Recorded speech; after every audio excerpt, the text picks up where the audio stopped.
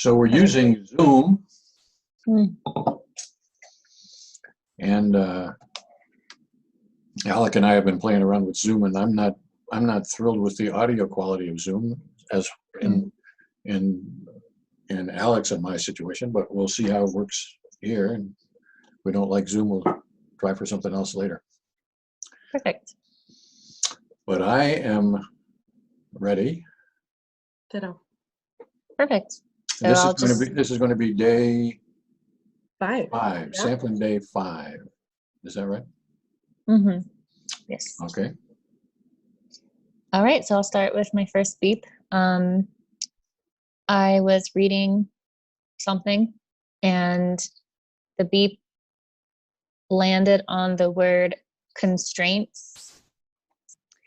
And as I was reading this detailed description of a philosophy for a philosophy class, at the same time as I was reading about this particular subject, I noticed I was having one of my visual representations, and it was of the philosopher that I'm reading about, Epicurus, in his white robe, in some ancient Greek white robe, in his garden where he would teach people, and kind of watching kind of the wispy white light movement. And the only thing that was most obvious to me was my concoction of what I think Epicurus looked like in those ancient Greek days.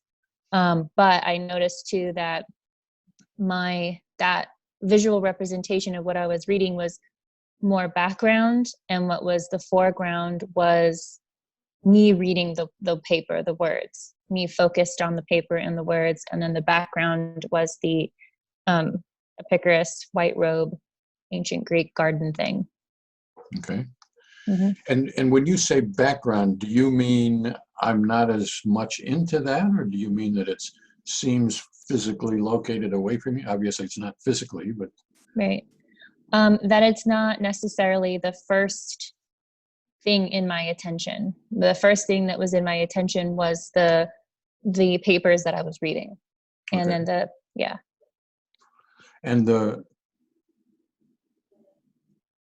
And I guess I want to be clear about the first and the second thing. So Mm-hmm.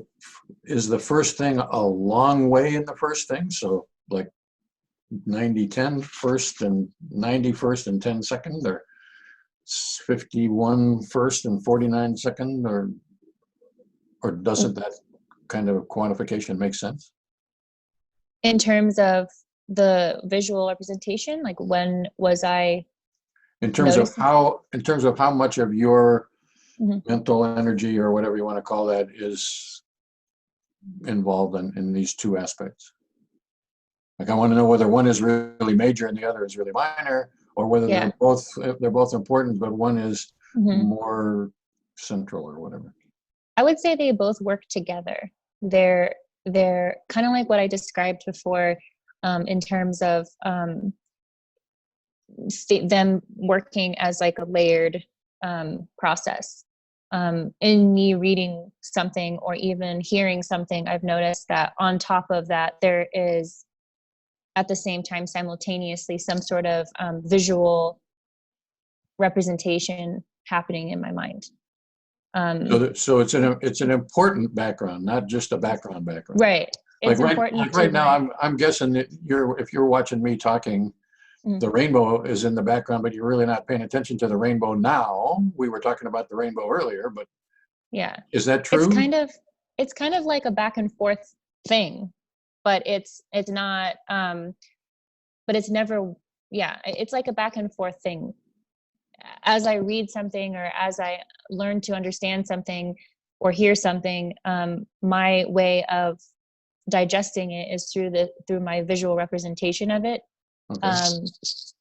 And I kind of switch between it in terms of being aware of which I'm using at that moment. In that moment, though, of the beep, I was more aware of what I was reading, the paper, And I noticed the background was I was aware of the background of my visual representation, but at that moment of the beat, the words in the paper were more obvious to me rather than my visual representation. Okay. And when you say the word, so let's talk about the words portion first. When are you interested in the words, or are you interested in the paper and what this paper says? More so the words, as I'm trying to understand as best as I can what the content is. Okay. And by the words, do you mean the arc of the sentence words, or the particular word at this moment, which was, I guess, constraints? The whole thing, not just the word constraints. So I'm attending to the phrase or clause or sentence or whatever in which the word constraints is part of. Yeah. And the beep happens at the word constraints. But so my experience is of somehow grasping or processing or inhaling or something the sentence, and I haven't yet extracted or comprehended the entire meaning yet. Is that?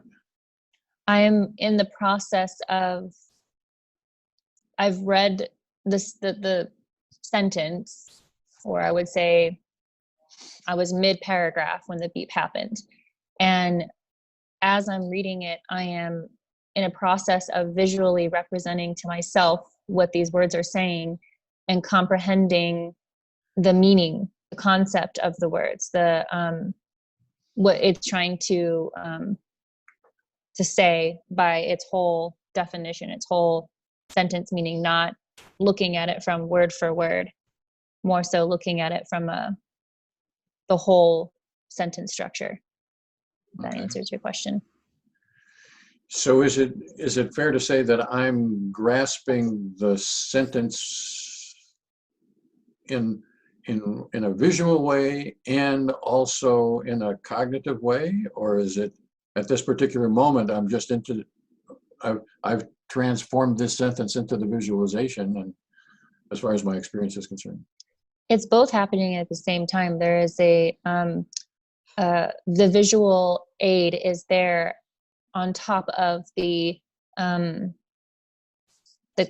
cognitive aspect, the mental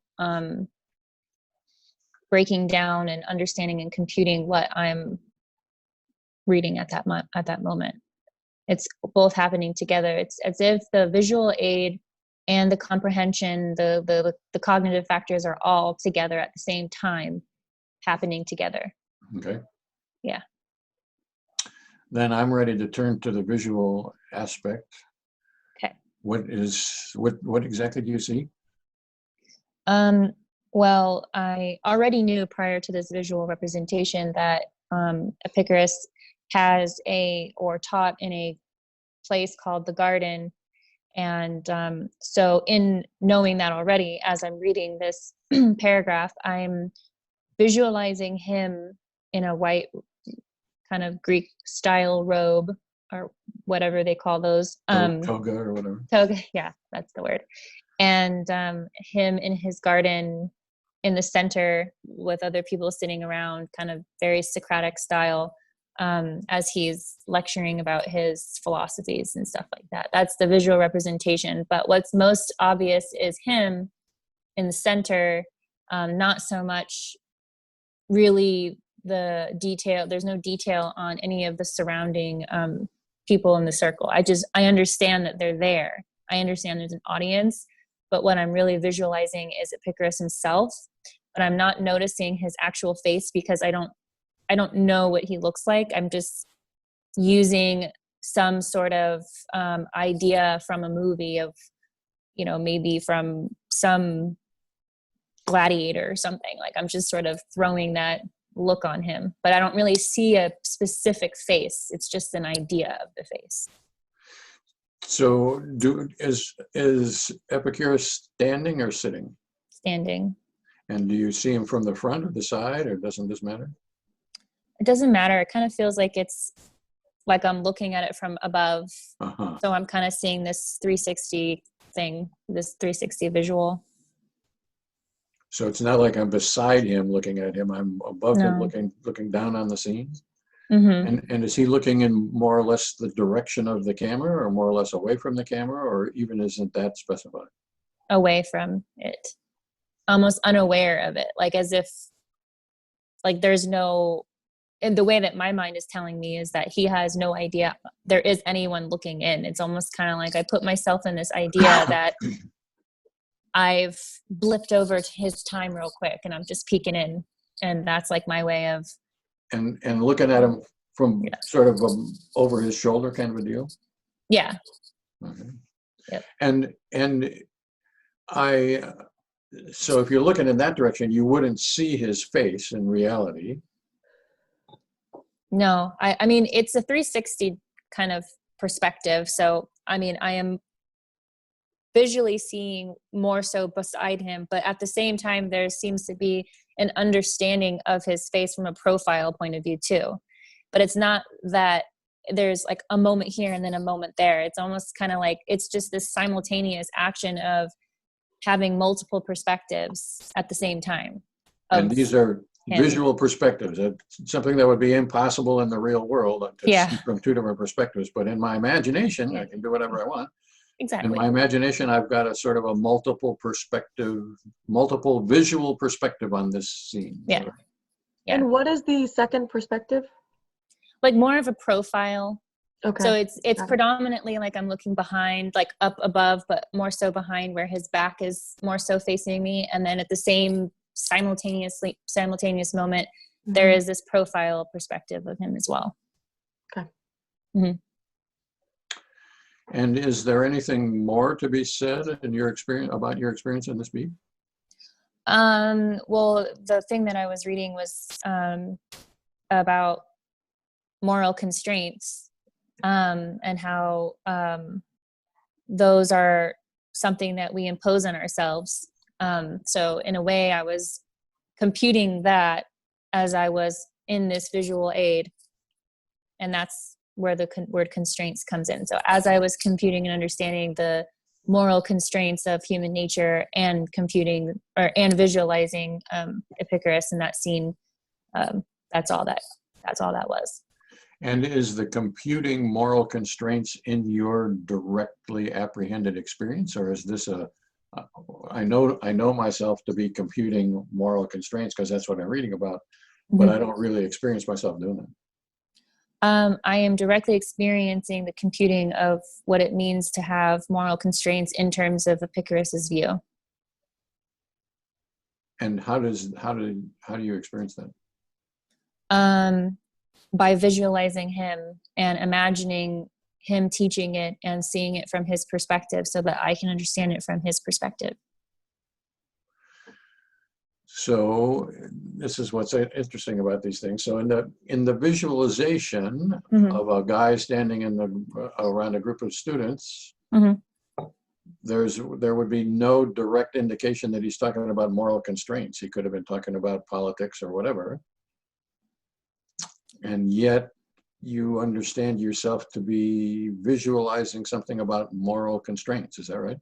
Yes. As I'm reading about moral constraints, I am visualizing him in a teaching kind of fashion. And I am using that visual aid as a way to teach myself as if Epicurus was teaching it to me, as if he was giving me that live perspective.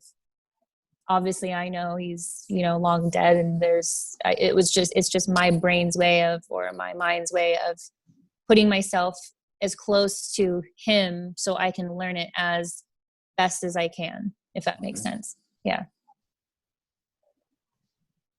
That's all I got there.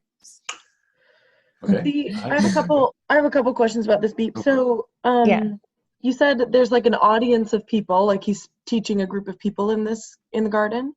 Yeah. Do you see them, or I just sort of understand that he's talking to people? I understand that he's talking to people. I don't have a specific detail on any individual one. It's almost like what I had described before as these kind of visual wispy things. And it's like, almost like I just realized that there's this, it's like kind of, I don't know why I do that, but it's kind of like I look around the circle and I just can tell the general shape in this like kind of circular, like pointing out all the little heads. Like, okay, yeah, there's a bunch of these circle heads everywhere sitting in this circle around Epicurus, but I don't actually see any true detail. I don't see any true eyes or lips or hair or clothes. I just understand the shape. Okay. And they come off as these like kind of, as I've described, those wispy things. So I'd see people, but they are totally undifferentiated, no detail, and I'm not really particularly into them. Yeah, like just a very rough outline, as if like you just draw literally a head and a stick, like not even the full figure. It's just, I understand that there is some sort of figure over there, but it's completely undetailed. There's no recognition, like I'm not building any facial features or anything characteristic about it. The only person that's really the most characteristic is Epicurus. Okay. Mm-hmm. And you've said the word wispy a few times, and is that just meant to convey like they're just hardly even there, not really detailed, or do I see something that is wispy? Hardly even there, yes, is true, and then but what is there is wispy. Hardly even there, as in no details to be seen, to be noticed, but there is a wisp, like a sense of something there, if that makes sense. So a sense of something, not a motion of something, but a sense of something. Is that right? Yeah, a sense of there being the general shape of an individual. Okay. So in the past, we've used wispy sometimes to mean a sort of a moving kind of a deal. This isn't that kind of a wispy. This is a wispy that means indeterminate, or is that right? Yeah, undeterminate. It's relatively still. There's no wild movement, as I have described before, but there is like a slight undulation, like not necessarily a wild movement of waves and running around, but just like a slight undulation, almost like what you would see in a crowd of people. Not everyone's sitting perfectly still. There is like this kind of slight movement. Like that's what I'm perceiving, but not in a detailed, direct way. I'm just understanding that that's there because I'm just trying to build a scene in my head to understand what it is I'm reading. So I'm understanding this to be a little bit different than some of the wispy light things we've talked about in the past. This doesn't have the same light aspect and the ghost-like wispy lights moving all over. Is that accurate? It's not, I would say, yeah, there's no lights moving everywhere, but it is still ghost-like. It's almost, they're there, but they're not really defined. You know, when you think of a ghost or something, it's like they're there, but there's no real definition. They're opaque, they're see-through or whatever. That's kind of the general idea of, I guess, what I mean by wispy. They're not defined in any way. They're metaphysical, if that makes sense. Mm-hmm. Yeah. Okay, so I do see something. It's just really indeterminate, and there is a slight undulation. Mm-hmm. Yes, but it's in the background of the visual. So I'm not necessarily focused on those surrounding people. Right. I'm just letting them be there because I'm allowing the visual representation to be as close to the truth as I can make it. Okay. Yeah, as close to what I would think the truth is from 1,000 years ago or whatever. Okay. Yes. Okay, I'm ready. Okay, number 2. Okie dokes. Okay, so the beep came after the second beep relatively quick. So I'm sort of doing the same thing, reading. Well, actually, I was typing, actually. And I was writing my paper that is based off of this Epicurus stuff. And the beep landed on the word reckon. And I was saying it out loud. I was typing it and saying this out loud. And the whole sentence that I said was forced to reckon with my maker. And and the beep happened on reckon. Okay. Yes. So I am typing a paper, Mm-hmm. and at the Yeah. moment of the beep, I am typing and saying aloud the words as I type them? Yeah. And had you been saying aloud the whole sentence, or the whole phrase, I guess, forced to reckon with my maker, or did you, for some reason, just say reckon? I said forced to reckon with my maker, and reckon is where the beep happened. Okay. Yes. And are you speaking aloud in sync with the typing? Yes. Yes, like very Carrie Bradshaw, Sex in the City, where she's typing and her, you know, kind of like that, but it's out loud, not in my head. Yeah. And so I don't know how fast you type, but maybe, I guess that could mean it might be, what you're saying aloud might be kind of slower than what would be conversational. Yeah. Conversationally, that was much slower speaking. I was speaking slow in to what I was typing. So like forced to reckon with, kind of like that. So let's make sure we don't confuse the experience and the physics. So you might have been actually speaking slow, but your experience of speaking might not have been slow. Those two things can be quite independent of each other. Yes, in reality, yes, I was probably speaking slower than I would as I am speaking to you now. But in my experience, I wasn't necessarily, it wasn't part of my experience that I was speaking slow. I wasn't aware of it. I was just aware of what I was saying. Yes. So my experiences of speaking this sentence for forced to reckon with my maker. Yeah. In reality, I'm probably speaking it slow, but I don't experience the slowness of it. I experience that I'm speaking those words. Yeah. Okay. Mm-hmm. Yes. And so I understand that it is a fact of reality that you're typing. Is the typing in your experience? Is that going on automatically, or? Typing is, I would say, it was in my experience as an important part of my experience, but the most obvious part of my experience was my inner understanding of what I was typing. Like my comprehension of what I was typing versus the typing itself. But the typing was important to what I was doing because it was allowing me to get out what was inside in my mind to write this paper. That makes sense. Okay, so the typing and the saying it, those are in my experience, but more so there's this inner understanding. Yes. That is directly present. So I guess I want to ask this like a question. So I understand that if you are in fact writing a paper about this, you have some inner understanding. Like I'm accepting that. You know something. There's what you have some idea or knowledge or whatever in you. Now the question is whether that understanding is directly present before the footlights of consciousness at this moment, or if it is just sort of the context through which the words are flowing out of me. I would say the first thing that you said. It's directly present. Yeah, it is very much directly as my main experience. Okay. Mm-hmm. And how is it present? It presents itself as it's a deep kind of thoughtfulness, and the thoughtfulness is a feeling to me. How do I describe thoughtfulness? I don't know. It's just a feeling of deep thoughtfulness on the subject that I'm thinking of. And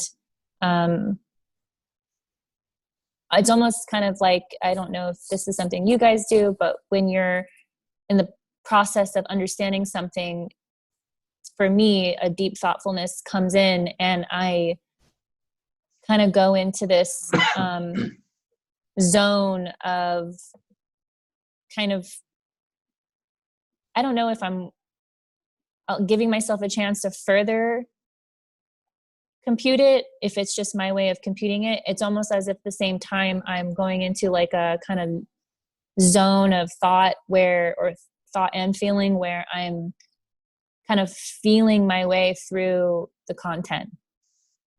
Like I'm sensing the words and sensing the content, and also at the same time sensing my own understanding of it and sensing my own opinion, I guess, too, as well.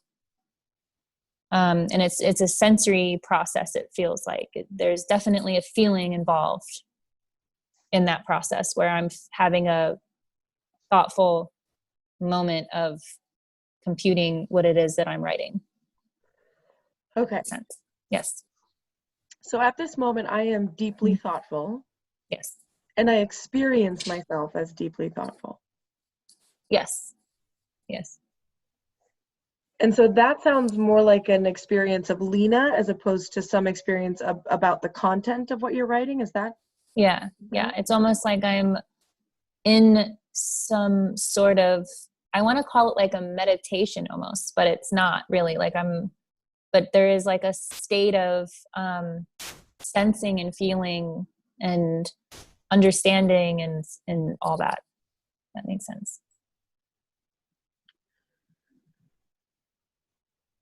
And is that, okay. Mm-hmm. So I experience myself as deeply thoughtful. And that's about me. That's a characteristic of me at this moment. Mm-hmm. And so then I guess the question is how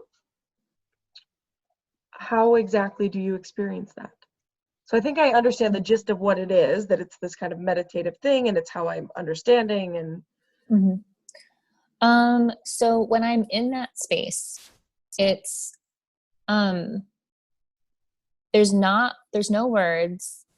It's almost as if I am sensing what I am feeling, whether it's what I'm feeling in terms of what information I have. And so at the moment of this beep, yeah, is there a feeling? Is deep thoughtfulness a feeling or include a feeling? Yeah, my deep thoughtfulness in the beep, yes, it captured me in that thought feeling. The thought itself being I am in this state of wondering about more the idea of what Epicurus was discussing in terms of God and all that stuff. And that contributed to the sentence of forced to reckon with my maker. And as that's occurring, I'm having this personal, deep feeling, sensing. It's not a sensing that you would get when you touch an object like a table. Like, yeah, I feel and I sense this table. It's an inner sensing of the information. It's the inner sensing of like I'm connected to something else in a way. I don't know, that sounds kind of weird, but like I'm connecting to something more than just the material. And I'm just sensing it, and it's coming to me through this sensory process, and then I'm writing it out. Like it's not something that's coming to me because from an intellectual point of view, or at least this is what it feels like. It doesn't come to me from like an intellectual point where, oh, I've read this, now I'm going to write it in my own words. You know, it was more of a sensing of something that is a little bit more connected to something else. And whatever that something else is, I don't know, maybe it's something I've created, you know, like kind of the great unknown sense. It's a little bit more ethereal, a little bit more esoteric, but I felt like connected to some other thing that I was sensing and digesting this other material. I don't know. I feel like I'm maybe not making so much sense now. But, so let me summarize what I've heard and see whether we got it. So I'm writing my paper. I'm saying out loud, forced to reckon with my maker. Yes. The beep happens on reckon. Yes. And I am indeed hearing myself say that. Yes. Mm-hmm. And I'm typing it while I'm saying it. I never understood it as hearing myself saying it, but maybe I just missed that. I am understanding that I'm hearing myself speak out loud. It's not necessarily direct in my experience, because what's most direct is the sensing of my thoughts and feelings in terms of what I'm saying out loud. But I'm not interacting with what I'm saying out loud. I'm more so interacting with this inside sensory process that I'm And, in the and middle that's of. the prominent thing in my Mhm. experience is this almost meditative, deep thoughtfulness, sensory feeling, thinking, whatever. And Yeah. it's hard to describe what that is, except to say it's a deep process that I directly experience. I'm not inferring that I'm in that state. I feel this state. I experience this state. Yeah. It doesn't involve words, but it does involve some kind of comprehension, understanding, sensing, feeling, or whatever. And I Yeah. think Alex right. I did not. I misspoke when I said I heard myself saying this. We had this said that you were saying out loud, forced to reckon with my nature. Yes. Yes. That is basically the sum of my beep. Okay, we good? Mm-hmm. Yeah, Mhm. I'd say move on. And I don't know if you guys got the message. Did Zoom give you a message? Yeah, Okay, so we won't be kicked off at 40 minutes, so we're good. good. Okay. Okay. I wasn't paying attention, but good to know. Number three. Number 3, okie dokes. All right, so this one's going to be kind of hard to navigate. So I was feeling a lot in this exact moment, and it's kind of like a deep-seated anxiety of mine. So this goes far past just that moment. So I was actually not going to share this one, but I'm like, yeah, you know what? Let's just share it. So anyways, I guess as background, when I was 13, I like choked on a piece of bread and I couldn't breathe, and I was very scared that I was going to die. And then it like set me through this whole existential crisis mode. And ever since then, I've just kind of always held on to that really extreme moment. And just the idea of dying kind of stuck with me. And so a lot of my physical sensations that I'm very in tune with. So like any sense in my body, any sense in any pain or any discomfort, I'm very, very focused on it. As like, and maybe like overly so. So in this moment, I was having a feeling in my stomach, and it was obviously a painful, but it wasn't like hunched over pain, but like an obvious discomfort. Maybe it wouldn't have been so obvious to somebody who is not as involved in their senses, but for me in that moment, I was very involved in this particular pain in my stomach, and I was in that whirlwind of hyper focused on the sensation, and on top of that, hyper focused on what it is and what it could mean, and trying to understand the state of my body, and wondering, am I normal? Is this normal? Kind of a little hypochondriacness to it, a little anxiety in terms of what it could mean. Definitely feeling anxiety, is definitely feeling anxiousness, nervousness, and at the same time, though, I'm also calming myself at the same time. So there's this state of anxiety, and then this state of also logical calming yourself. And so yeah, that's where I was at in that beep. And the beep fell on this word called the word in my mind. It was an inner dialogue, feels. So I was saying, this feels normal, or is this normal? And that's the word feels just stuck. Hi. The word, it's my husband. The word feels just stood out in that exact moment. And I circled that. So yeah, questions? So at the moment of this beep, Mm-hmm. what I understood is there's a pain in my stomach, which is somewhere between very painful and just discomfort, but I'm focused on it. Yeah. And I'm focused on it in a worried, nervous, what does this mean kind of way. Mm-hmm. And that is something of a whirlwind of things. Mm-hmm. Is that right?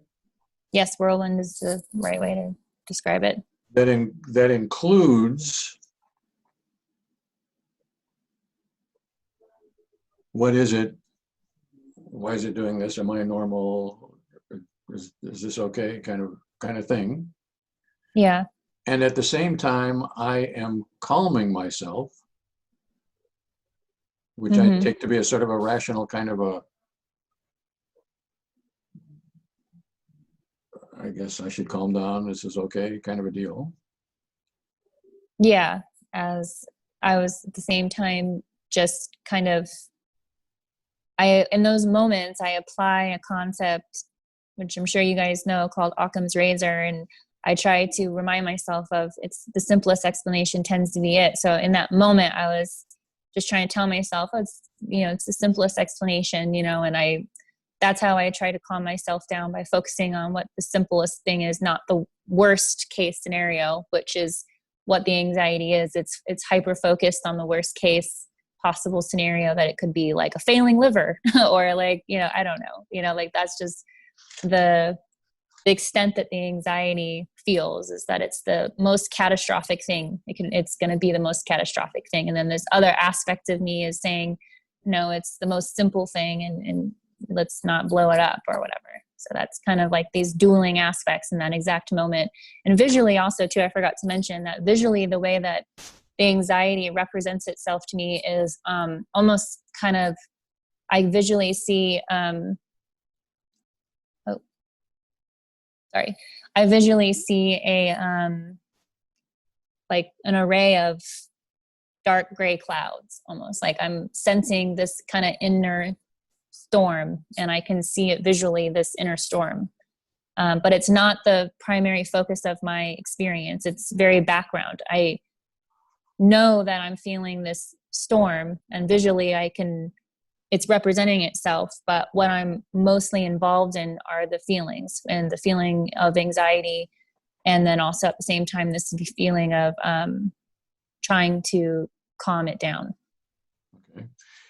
And where did the word feels fit into that? I didn't quite understand that. Yeah, I wrote down feels that I am normal. And in that moment, as I was trying to calm myself down, I was having some internal words that's what I wrote down. So I'm not exactly sure what I was trying to say when I wrote that down, but so I feel a little confused myself there. I was really just focused on the feeling and really focused on the anxiety aspect of it. But there was some words happening in my internal dialogue that I wrote down, but it doesn't really seem to make a whole lot of sense. Yeah. Well, whether it makes sense or not, I guess is not our primary thing, but what the experience is. So am I to understand that the words are not particularly the central part of my experience, that there seem to be there, but in some sort of background way? Yeah, the words are, in this case, the words were there to calm me down. Like the words were my attempt to give myself some comfort in saying that I'm normal. This is normal. I'm normal. This is okay. Like this doesn't mean death, like, which is what the anxiety is hyping it to be. So those words were happening as part of the thing that was attempting to kind of soothe the anxiety and the concern over the discomfort I was experiencing. And how are those words present? Is that present as actual, like, spoken words or heard words or read words, or is it the idea of? It's my internal dialogue, my own voice, my own, like, as I'm hearing myself now, I'm hearing that same Lena inside. As heard as opposed to spoken? Yeah, as heard. I can hear my own voice in my mind speaking to me as I am to you, except it's inside. Okay. And would you say that this hearing is as more prominent, less prominent, equally prominent as the visualization of the clouds, or does that question just not make sense to you? In this particular moment, the words were more prominent than the visual. The feelings were the most prominent. Then the words, I would say, took second place, and then the visual representation of what I was feeling was very last. Okay. Mm-hmm. Is the pain sensation still present to you, or did you notice that before the beep, and now at the moment of the beep, I'm really kind of into my own anxiety about it, not really feeling the pain anymore? Well, the pain was kind of all present in that moment. It was, it wasn't intermittent or anything. It didn't just pop up and then go away. It was like throughout that whole experience, I was feeling the discomfort.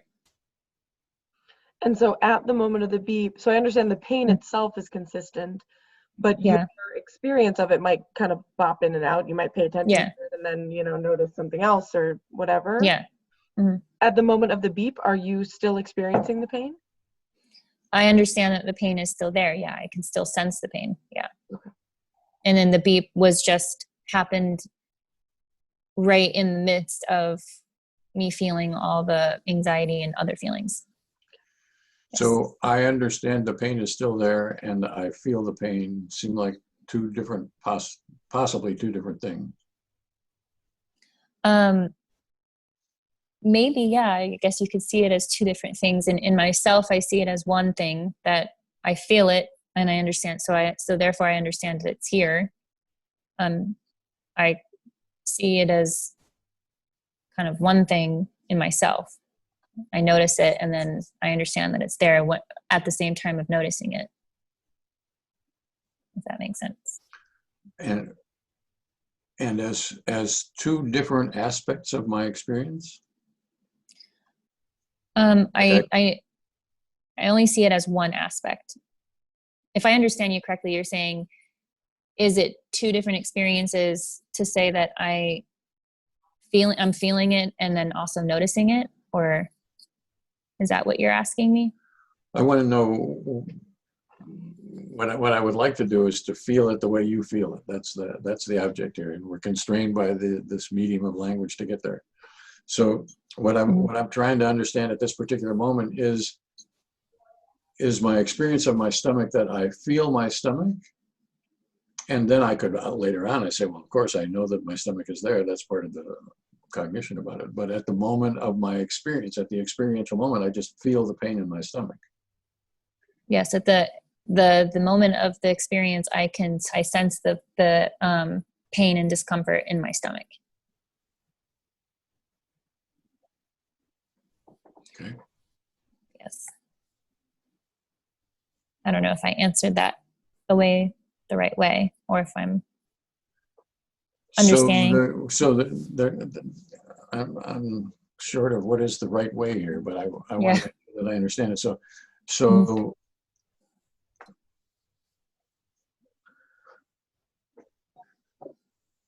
pain and discomfort, I sense what you said, I believe, is I sense the pain and discomfort in my stomach.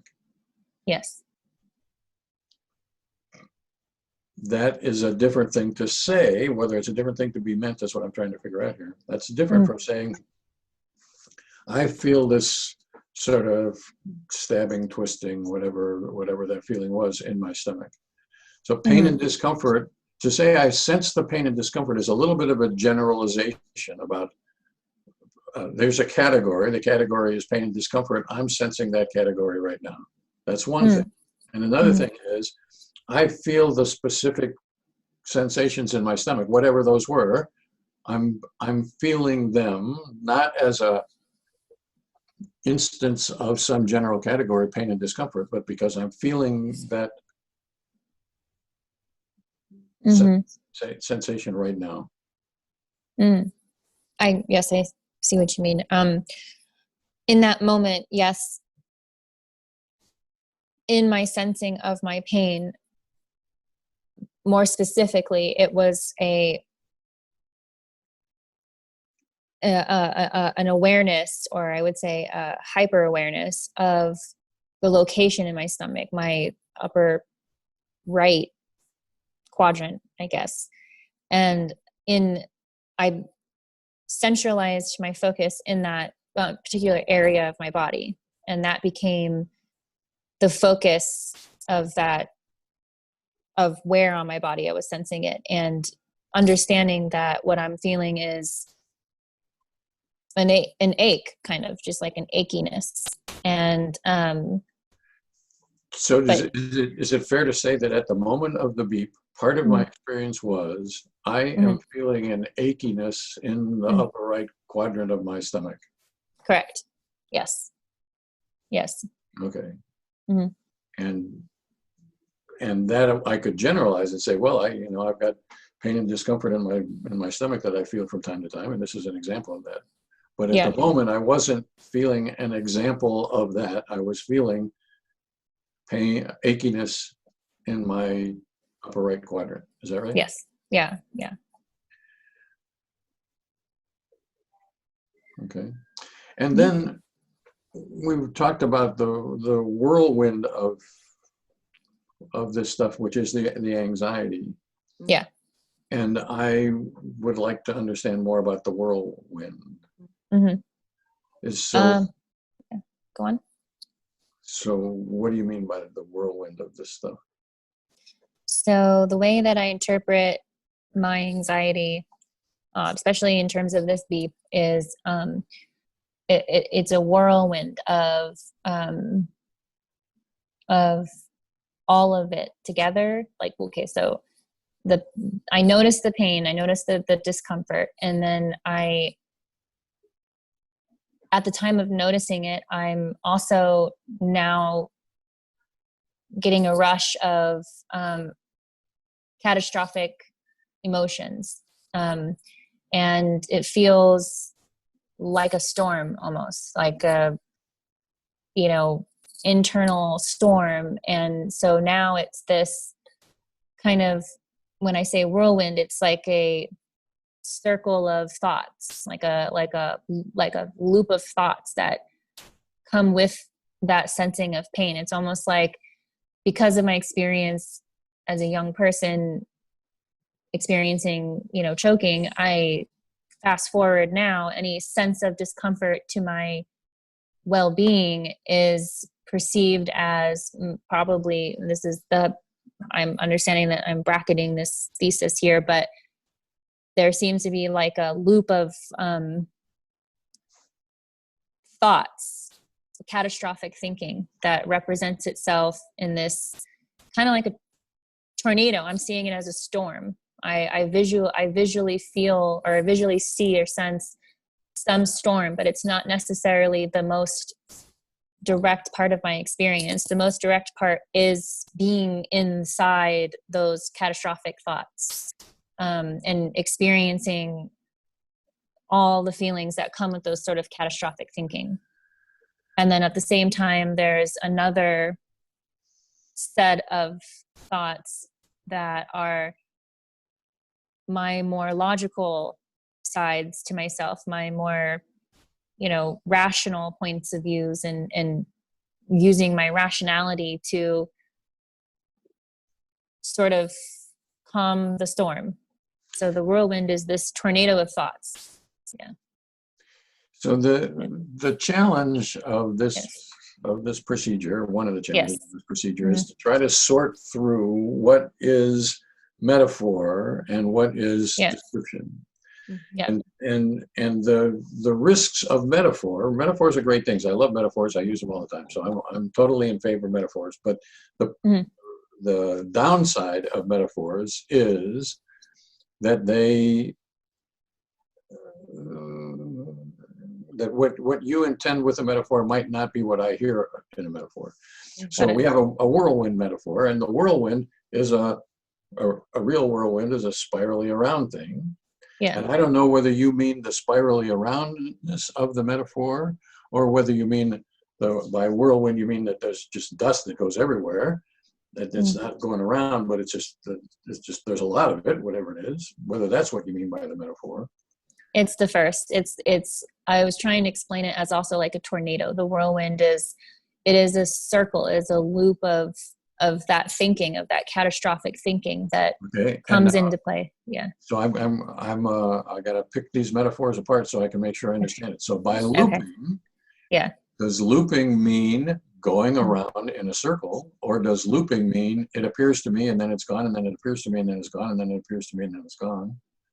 Going around in a circle. So there is some circularity, experienced circularity in this thing. Mm-hmm. Yeah. And does the circularity have a dimensionality to it? So it's going around like this, or it's going around like this, or it's going around like whatever the other axis would be, or? It would be like this. And it doesn't spiral up or spiral down. It's just in one plane circular is that. Okay. And now are we speaking metaphorically, or are we speaking descriptively? And by descriptively, it means it appears to me that my thinking, feeling, whatever it is, we haven't yet figured that out, is in some way going around in a circle, a horizontal circle. My thinking and feeling, as I understand it, is happening in a circular loop pattern of very specific thoughts and feelings. And that circle is, how do you experience that circle? Do you see it? Do you feel it? Is it inside your head, outside your head, outside the world, whatever? The circular feeling comes to me as a storm. It's a storm. It's of like, I can sense a internal brewing of like a storm to come, and I can see the looping of certain thoughts that kind of come in and overtake my sensibility. But I also have another thought loop, I don't know, that is my more rational side that comes in as well. And I try to lay that on top of that particular catastrophic thinking to stop that catastrophic thinking from looping around. And the visual aid of all that occurring, as what I just described, isn't something in my direct experience. What I'm really feeling in the moment is the actual feelings of the anxiety that I'm undergoing, the feelings of anxiety that the looping thoughts are creating, the fear of the catastrophic thinking is really pointing at this fear of dying. And that is what I am experiencing, is this fear of dying. And that's what's kind of spinning me around. And how does the fear of dying present itself to you? Well, like the pain, like any sense of pain or discomfort, and I understand logically we all feel pain and discomfort at times, we are human, but any sign of it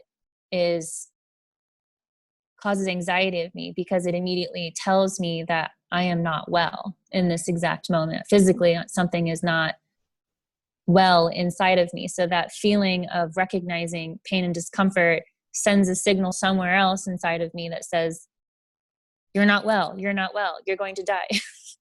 And it just takes me to that catastrophic moment of feeling those senses or those fears, and that now I'm in this this crazy loop, and then the overlaying of logic comes in play, and then I slowly come out of it. And is it possible to describe in any more detail what this fear of dying, how it actually feels to you? I mean, does it move? Is it hot? Is it bodily? Is it mental? Is it? It's definitely, it's emotional, it's mental, and it can be physical. And it feels like, and this is anxiety, I guess I'm describing anxiety as a sense of impending doom, and like something is coming, but we don't know what it is. We don't know when or what or why, and that is what causes the fear, is that there's no sense of control of that aspect of life. I don't get to choose when I'm going to die or how or any of that, you know? So it's just this complete unknown and this anticipation of it. Like, oh, I got this pain. Oh my God, am I having a, you know, aortic aneurysm? Is this it for me? You know, like, even though I know that there's a also deep understanding too at the same time that I'm not properly understanding the signals in my body, because I'm so fixated on the feeling of anxiety, and the fear of dying is so strong inside of me that I don't necessarily or can necessarily really take on any logical explanation. I have to sit with myself for a period of time to really get myself out of it, or call my brother, who usually knows how to calm me down. So in that moment though, like it wasn't as severe as sometimes, but it was just, I was okay enough to come in with my own logic and do that. So, but yeah, the fear of dying is there. And I think that, and this is just a theory, maybe if I never choked on a piece of bread, I don't know, maybe I would have never felt that feeling of possibly dying in that moment. And then I wouldn't take all these signals in my body so seriously. But every now and then I get a little tinge of something in my body. It could be the most minute sensation, maybe even blood rushing through I can momentarily feel blood rushing through my head, and I'll be like, whoa, what is that? That is cerebral something, or am I hemorrhaging? Like, it's just an overly attuned sense to my inner workings. And every now and then, like this particular beep, it caught me in it. Mm-hmm. Yeah. I don't know if that answers any questions in terms of what I was feeling and all that. Well, I think it sounds like a very complicated experience, both, I mean, not just how we're struggling to describe it, but it sounds like in how you experience it, it was a lot. Right? Yeah, like, it's emotional. It's draining almost. Like sometimes I feel that I have to take like a long hot shower after. So it is a very draining process. And then sometimes it can be a very simple, easy, quick, okay, all right, we got past that relatively easily. But this particular time, I would say it was like mild. Okay. You know, and I was able to sense the anxiety and sense the physical discomfort, and then I had my sensing of my own logic, and then I was through it. Gotcha. Mm-hmm. Any other questions on this one? Well, I think I'm good. Okay. I think this is a very difficult experience to describe, and Yeah. appreciate the challenge of it and the attempt. Yeah. Yeah. We are at 1 hour. Yeah, I have an appointment I've got a therapy client in a little bit, so I'm gonna have to call it. All right. Well, thank you very much. I will do what I've always done here, which is to say I'll put the video up and we'll all take a look at it and see whether we're going to approve this or for posting or whatever. Yeah. And I'm down to do this again next week as well with this setup. But Dr. Hilbert, you said that the audio isn't great. So if Skype is something that's better for you guys, I'm good with Skype too. Well, actually, the audio is worse for my understanding of Alec than it is for you. So maybe it's your microphone is better than Alex or whatever. So maybe it's. Well, I'm on my headphones. I don't know if that makes a difference. So I didn't have too much trouble with Lena. So. Okay. Well, let's see how the video turns out, and then we can decide. Right. Perfect. All right. Talk to you guys soon. All right. Thank you very much. Okay. Bye. Bye, everybody.